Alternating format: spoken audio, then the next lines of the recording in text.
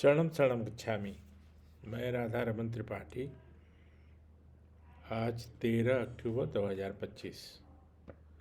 यह वीडियो मैं आज कहीं और से बना रहा हूँ, मतलब मुंबई से नहीं, थाने से नहीं, बल्कि चेन्नई से। कल मैं यहाँ आया हूँ और कल तो नहीं बना पाया क्योंकि अनेक व्यस्तता थी। लेकिन जिस दिन मैं वीडियो नहीं बनाता हूँ उस दिन मुझे कोई कमी सी महसूस होती रहती है। इसलिए आज मैंने निश्चय किया कि आज मैं तो बनाऊंगा ही। लेकिन सबसे पहले मैं 3 परमनाथ करता हूँ, उसके बाद फिर हम लोग पृथ्वीबाई की चर्चा करेंगे। चलिए।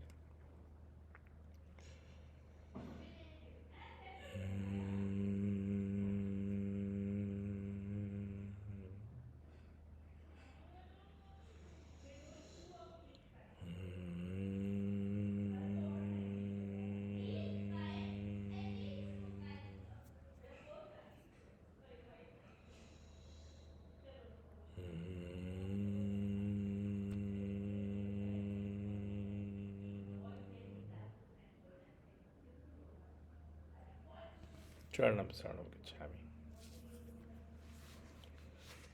तो आज मैं जो चर्चा करने वाला हूँ वीडियो के लिए, वो उन लोगों के लिए है जो अपने खेतों में बोरिंग करवाते हैं या कुआं खोदते हैं। और कभी कभी ऐसा होता है कि काफ़ी बोरिंग करने के बाद भी उनको पानी नहीं निकलता, या कुआं भी पत्थर निकल जाता इत्यादि। तो उसके पहले एक पत्र करना चाहिए। और ये बात मैं इसलिए बता रहा हूँ कि ये समस्याएं गांव में होती रहती हैं। गांव में आपके मित्र, आपके रिश्तेदार अगर गांव में रहते हैं, मेरा तो बैकग्राउंड गांव से रहा है, अभी शहर में रह रहा हूँ, लेकिन मेरा बचपन भी गांव में बीता है। और ये समस्या आज भी होती रहती है। तो पहले कुआं खोदा जाता था, अभी बोरिंग भी होता है, लेकिन बोरिंग में भी कभी कभी पत्थर निकल जाता है, या लंबे मतलब दूरी तक बोरिंग करने के बाद भी जो वांछित पानी नहीं मिलता जितना चाहिए। तो उसके लिए एक पत्र करना चाहिए। फिर और कुछ एक दो बात बताऊंगा, लेकिन सबसे पहले उसके लिए 11 वाक्य क्या बोलना है। मान लिया मेरा ही एक कोई खेत है जिसमें कुआं खोदना सिंचाई के लिए चाहे, तो उसके लिए परमं शरणं गच्छामि, हंसं शरणं गच्छामि, अद्वैतं शरणं गच्छामि, आनंदम शरणं गच्छामि, चरणं शरणं गच्छामि। हे परम जी, मुझ पर कृपा करो। सिर झुकाकर परम जी को नमस्कार करता हूँ। हे परम जी, अपने खेत में मैं कुआं खोदने जा रहा हूँ या खुदवाने जा रहा हूँ। मुझे कम से कम मेहनत में मुझे में पानी निकल जाए और पत्थर न निकले, उसमें कुआं खोदने में कोई परेशानी न हो, और वो पानी काफ़ी समय तक वर्तमान रहे। इच्छा पूर्ण होते ही पकड़ में कुछ रुपए परम जी को दूंगा। इच्छा पूर्ण होते ही पकड़ में कुछ नए व्यक्तियों को किसी भी माध्यम से P3Y सिखाऊंगा। तो ये कुआं के लिए है, और यही बोरिंग के लिए भी है। बोरिंग वाले तो आजकल मशीन से आते हैं, मशीन से बोरिंग करते हैं, लेकिन उनको भी कई जगह प्रयास करना पड़ता है, और यहाँ नहीं मिला पानी तो वहाँ बगल में इधर, तो लेकिन खर्चे उसमें ज़्यादा आते हैं, परेशानी भी होती है, और समय भी नष्ट होता है। तो ऐसा करने से क्या होगा कि वो उसी जगह पे वो आप उनको बताएंगे कि यहाँ खोदो, क्योंकि ये तो एक अद्भुत चीज़ है। ये सब ऐसा है कि इसका कोई न साइंस के में कोई है तर्क, और न कोई इसका मतलब है। ये तो परम जी की अद्भुत शक्ति है जो मतलब ऐसा करती है। तो ये लोगों को बताइए। ये सब जो है गांव में जाना चाहिए, गांव के लिए एक टीम बनाना चाहिए। और जो समस्याएं गांव में हैं, हमारा देश भी गांव का देश है। आज भी 75% से ज़्यादा लोग गांव में ही रहते हैं। तो उनकी समस्याएं ज़्यादा है, सांप काट लेना, फसल बर्बाद हो जाना, ये भी जो आज बता रहा हूँ, कुआं खोदना, बोरिंग करवाना, और सब कुछ जब तैयार हो गया फसल, उसी समय कुछ प्राकृतिक आपदा, उसी समय कुछ प्राकृतिक आपदा, तो उससे भी नुकसान, हानि, बाढ़, है ना, कभी कभी जलन से, या कभी कभी स्वाभाविक रूप से भी आग लग जाता है, फसल में भी आग लग जाता है ना। तो ये सब लोगों को बताने से हमारा देश भी खुशहाल होगा, उनकी आमदनी भी बढ़ेगी। आमदनी तो 2 गुने से 4 गुने तक हो जाती है। ये परम जी की वाणी बोल रहा हूँ मैं, उसमें कुछ भी अपने तरफ से जोड़ नहीं रहा हूँ, क्योंकि पप्र नहीं करने वाले से 2 गुने से 4 गुने सब कुछ बढ़ जाती है, उसका टर्नओवर बढ़ जाएगा, आमदनी बढ़ जाएगी, सब कुछ। तो ये बताना चाहिए। हाँ, कंडीशन सिमिलर होना चाहिए, मैंने ऐसा नहीं कि अब जिसमें पप्र कर लिया तो उसमें न खाद डालेंगे न पानी डालेंगे, सब कुछ समान, तो पप्र करने वालों को 2 गुने से 4 गुने तक ज़्यादा लाभ।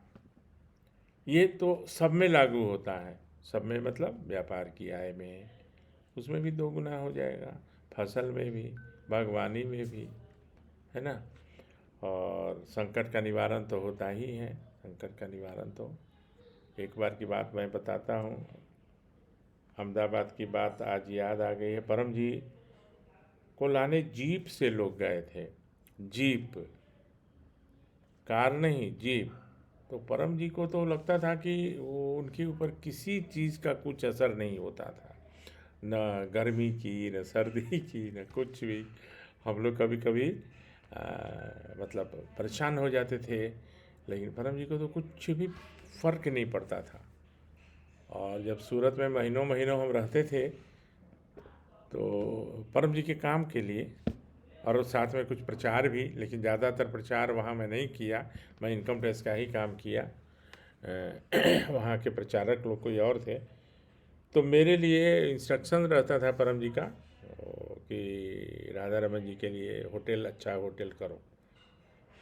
तो ये मेरे लिए सौभाग्य की बात है, इतना हमको समझते थे और हमारे लिए इतना ख्याल रखते थे, ये बहुत बड़ी बात है। मेरा कई जन्मों का, मैं तो कहा हूँ कि 100 जन्मों से भी ज़्यादा, हजारों जन्मों का कुछ होगा नाता परम जी से, जो इस जन्म में मिले परम जी, और मुझे उनकी सेवा करने का अवसर प्राप्त हुआ।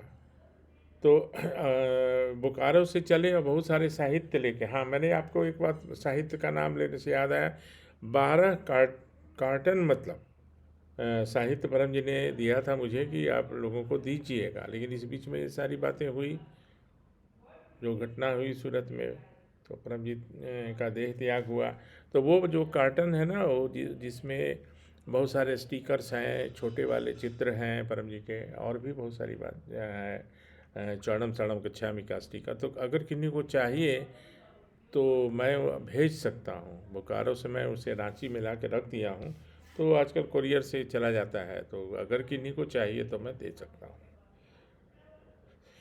तो हाँ, जीप से जब चले तो उसमें ज्ञानेंद्र पांडे भी थे, कुछ गुजरात के लोग थे। तो अहमदाबाद का नया नया बना था NE1, national express 1, Ahmedabad to Baroda.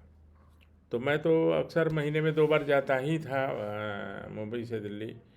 तो पहले नडियाड तक, पहले बना वो आनंद, फिर नडियाड, फिर वो अहमदाबाद, पूरा बन गया। तो जब परम जी चले वहाँ से, तो जब अहमदाबाद से बड़ौदा की तरफ आ रहे थे, तो उस जीप का एक चक्का खुल गया, और खुल के वो किलोमीटर तक चला गया, क्योंकि स्पीड में रहता है ना। तो बाद में मुझे फ़ोन किए, करवाए परम जी की, बता दो उसको ऐसे ऐसे हुआ। लेकिन खैर, जब परम ही जी थे उस गाड़ी में तो क्या होना था। तो ऐसा भी होता है। और गाड़ी के साथ अनेक घटनाएं हमारे साथ हुई हैं, और मैं बिल्कुल बिना किसी तरह का आहत हुए, किसी तरह का चोट लगे भी मैं सुरक्षित निकला हूँ, उसकी चर्चा में अलग से एक दिन सिर्फ उन 2-3 घटनाओं के बारे में बताऊंगा। तो ये सब होता रहता है। अहमदाबाद से बड़ौदा के बीच में 4 चक्के पे चल रही है गाड़ी और एक चक्का निकल के वो चला गया और 3 चक्के पर बहुत 500-700 मीटर यानी आधा किलोमीटर से दूर तक चलते रही गाड़ी। तो ये मुझे बताने के लिए परम जी ने कहा था किसी को, चाहे ज्ञानेंद्र ने या किसी ने मुझे फ़ोन करके बताया। तो खैर उस गाड़ी में तो स्वयं परम जी थे, लेकिन आप लोगों को तो कई बार बता चुका हूँ कि यात्रा करने के पहले ये पत्र करके जाना चाहिए 9वें वाक्य में कि मेरी यात्रा सुखदायी हो, गाड़ी का एक्सीडेंट ना हो, कम से कम खराब हो। परम जी बोलते थे कि कम से कम खराब हो बोलना, तो उसमें जीरो भी होता है। और नुकसान के लिए कम से कम नुकसान हो, लाभ के लिए अधिकतम, अधिक से अधिक लाभ हो। मार्क्स आने के लिए बच्चों को मुझे अधिकतम अंक से मैं उत्तीर्ण करूँ। हाँ, 100 कहने की ज़रूरत नहीं है कि 100 में 100 नंबर मुझे आए, क्योंकि अधिकतम में 100 भी होता है। ये सब परम जी बताते थे, सिखाते थे, छोटी छोटी बातें थी। तो एक बार एक दमोह जगह है, एक अभी वो भी घटना याद आई है, बहुत अच्छा था। हम लोग आ रहे थे कार से, तो परम जी बोले कि चलो इसके यहाँ। सो वो एक परम कंस्ट्रक्शन करके वो कुछ कंपनी भी बनाए थे, कंपनी मतलब कि कॉन्ट्रैक्टर थे या कुछ थे। तो हम लोग 4-5 लोग थे, तो बोले कि चलो उसके यहाँ। देखिए उनकी उनकी क्या मतलब, लोगों के लिए, अपने परिवार के लिए, अपने फैमिली के लिए, वो तो सबको अपना परिवार ही समझते थे और उनके लिए कोई छोटा बड़ा कुछ भी नहीं। मैंने तो देखा है और कई घटना बताए भी हैं, जैसे पूना के राहुल बजाज, स्वयं अमिताभ बच्चन के पिताजी, सब वो सब के साथ क्या क्या हुआ है। तो वो एक बार एक्सक्लूसिव मैं बनाऊंगा वीडियो और दोबारा, क्योंकि कुछ लोग नए लोग जुड़े हैं, वो पीछे वाला पता नहीं देख पाए हैं कि नहीं, तो वो मैं बताऊंगा। तो दमोह करके मुझे जैसा याद आ रहा है कुछ जगह है, तो वहाँ पे गए तो वो लोग इतने खुश हो गए, इतने खुश हो गए। लेकिन ज़्यादा देर नहीं, चाय वाय, चाय बिस्कुट ही, कुछ भोजन वोजन का कुछ नहीं था, क्योंकि फिर आगे हम लोग को जाना था। मैंने क्या जो देखा वो मैं बता रहा हूँ कि जब परम जी उठे ना, तो जिस चादर पे या जिस बिस्तर पे परम जी बैठे थे ना, उन लोगों ने उसको इतना सम्मान से लपेट के प्रणाम करके और उसको रखे कि इसको संभाल के रखो। मैंने सोचिए परम जी जहाँ बैठे थे, जिस बिस्तर पर या जिस चादर पे, उसको उन लोगों ने, तो जो समझने वाले हैं वो समझ जाते हैं, और नहीं तो बोलते रहिए बस, कुछ नहीं। तो खैर आज तो कुछ तरह तरह की बातें हुई इस वीडियो में। अब कल से फिर रेगुलर और कुछ सब्जेक्ट पर बनेगा, और अभी आपसे विदा लेता हूँ। चरणम शरणम गच्छामि।